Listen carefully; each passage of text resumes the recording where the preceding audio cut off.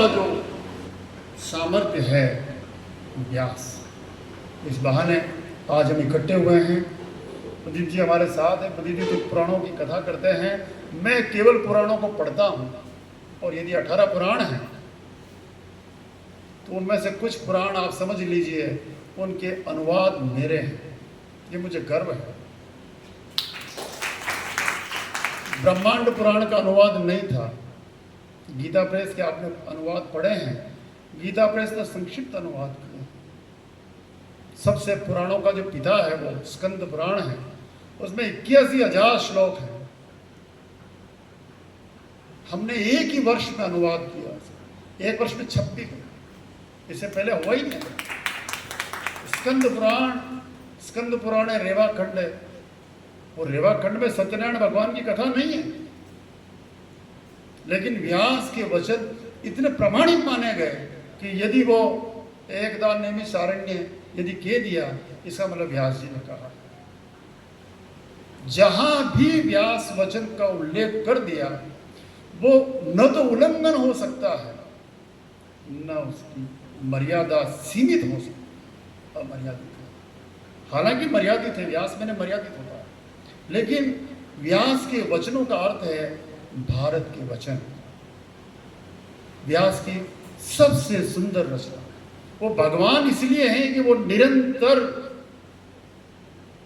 सृजनशील रहे। मेरे सामने सब मित्र ही बैठे हुए हैं। मैं एक एक का नाम में लूंगा तो बहुत लंबी लिस्ट हो जाएगी। ये समझ लें कि मैंने नाम सब का ले लिया। व्यास में सब निहित हैं, बैठे हुए हैं। मैडम बैठी हुई, सारे आगे तक छोटा भाई कुंदन बैठा हुआ है, कुंदन, सारे उज्जवल जी बैठे हुए हैं। मैं तो केवल एक सहारा जो मुझे कहा गया सिर्फ आपको 15 मिनट बोलना है। 15 मिनट में स्टीम मेरी गर्म नहीं हो सकता। मैं महाभारत के नारायण नमस्कृत्यम से भी शुरू करूं मेरी बात। पारिक जी बैठे हुए हैं, तो कितना लंबा। और हमारे में से कितने लोग हैं जिन्होंने महाभारत देखी है? समग्र महाभारत हमारे घर में ही नहीं होती, क्योंकि उसके साथ अभिशाप लगा दिया हमने कि जिसने महाभारत पढ़ ली तो मेरे लिए कुछ नहीं था। मुझे तो सबसे प्रिय है दोनों ही ग्रंथ जो इतिहास की विषय वस्तु हैं। और यदि मुझे कोई उदाहरण किसी भी ग्रंथ में नहीं मिलता तो वो महाभारत में मिलता है। जब भी हम अनुवाद करते हैं तो किसी भी शब्द को ढूंढने के लिए अपने आप में सबसे बड़ा कोश, मेरी माँ एक कहानी कहती थी दशामाता की, और वो कहानी सुनने के लिए सारी महिलाएं आती थी मोहल्ले की। तो बाबा कहेगा ने केवल कला याद है, आपको ताज्जुब होगा, वो कहानी महाभारत में है। व्यास जी ने उसको भी नहीं छोड़ा। नल राजा दमयंती रानी की कहानी, सत्यवान सावित्री की कहानी, और नल राजा दमयंती रानी की कहानी इतनी पुरानी और इतने मौलिक रूप में, वो भाग्य की कहानी, वो दशा की कहानी। दशा जो दिशाएं हैं 10, वो 10 माताएं हो जाती है। व्यास जी ने कितने सुंदर ढंग से उस कथा को पूरा लिखा और ये कहा कि ये दशा है, सुदशा बनी रहे। बाद में हालांकि भविष्य पुराण में वो भी व्यास जी की रचना ही मानते हैं अपन, वहाँ आते आते उस दशा का नाम दिशा माता आ जाता है। और महाराष्ट्र में दिशा के नाम से इन दिनों मनाया गया। आप देखिए, एक भी पर्व, एक भी कथा, एक भी परंपरा व्यास जी ने नहीं छोड़ी, चाहे वो बच्चों की कहानियां हो। मुझे बार बार देवेंद्र मेवाड़ी जी याद आते हैं, जो कहीं भी बाल कथानी के लिए, कहानियों के लिए, उदाहरण के लिए उलझते हैं तो फ़ोन करते हैं, जुगनू जी यार ये प्रसंग, तो मैं कहता हूँ ये प्रसंग महाभारत में फलानी जगह है। वो श्लोक नंबर चाहिए उनको। हम लोग संदर्भ के लिए जाना जाते हैं, क्योंकि संदर्भ अब आजकल सब व्हाट्सएप वाले हैं। इधर जुगनू जी ने देखा होगा, संदर्भ पूछ लीजिए, पेज नंबर मिल जाएगा। गीता पेज का संस्करण है तो वो मिल जाएगा, भंडारकर ओरिएंटल का संस्करण है तो वो मिल जाएगा, बड़ौदा का संस्करण है तो मिल जाएगा, या मनमथ नाथ गुप्त का महाभारत का एडिशन है तो वो मिल जाएगा। आपको कौन सा संस्करण चाहिए?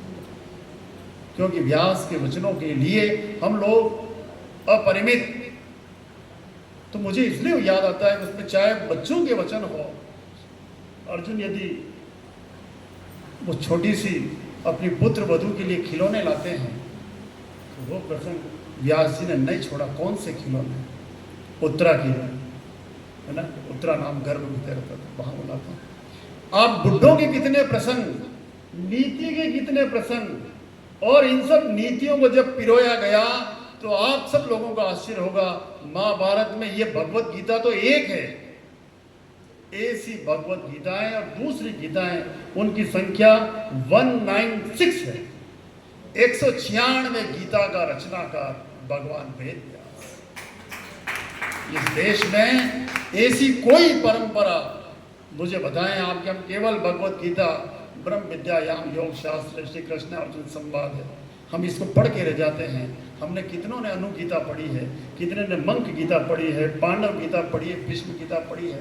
196 जानते ही नहीं, क्योंकि हमने महाभारत नहीं देखा। महाभारत में वो है जो इस भारत में, यदि उसमें नहीं है इसका मतलब ये कितना बड़ा दावा।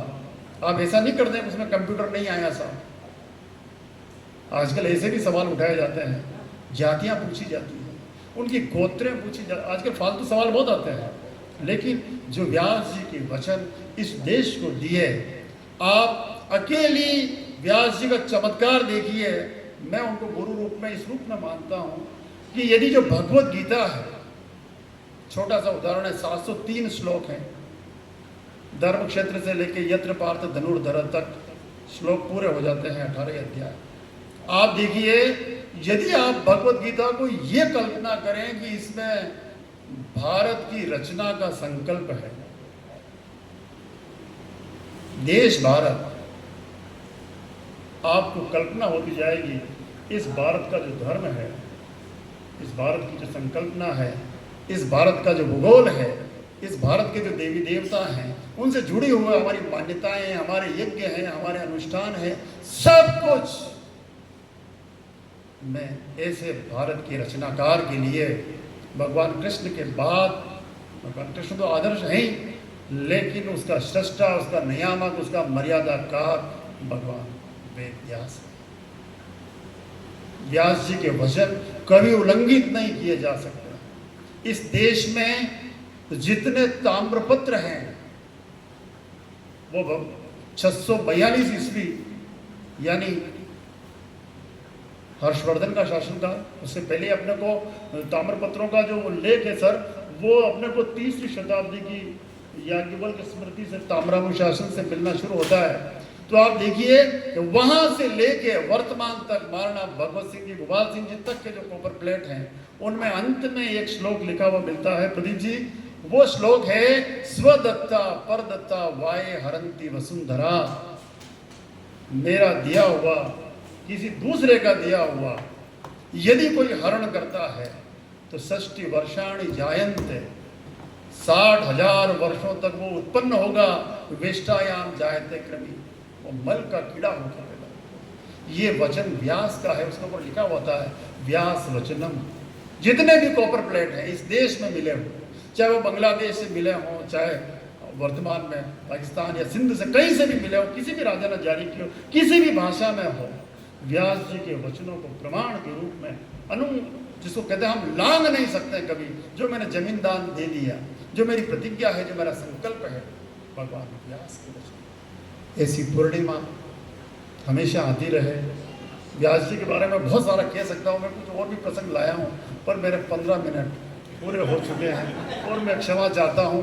कभी आपकी और भी कोई इच्छा हो तो वैसे ही साहब कौन सी जगह आया हुआ तो मैं आपको बता दूंगा कि फलानी जगह आया हुआ है। मेरा समय अपने को सबको सुनना है। मैं यही कहता हूँ कि संसार में जितनी रश्मियाँ हैं, जो शब्द हैं, शब्दों की सीमाएँ हैं, छंद है, अलंकार है, कविता है, जितने रूप हैं, महाभारत से बाहर क्या हो, व्यास जी से बाहर क्या हो। ऐसे भगवान वेद व्यास हम सब के लिए प्रणम्य है। ये गुरु पूर्णिमा हमें इसीलिए याद दिलाने आती है।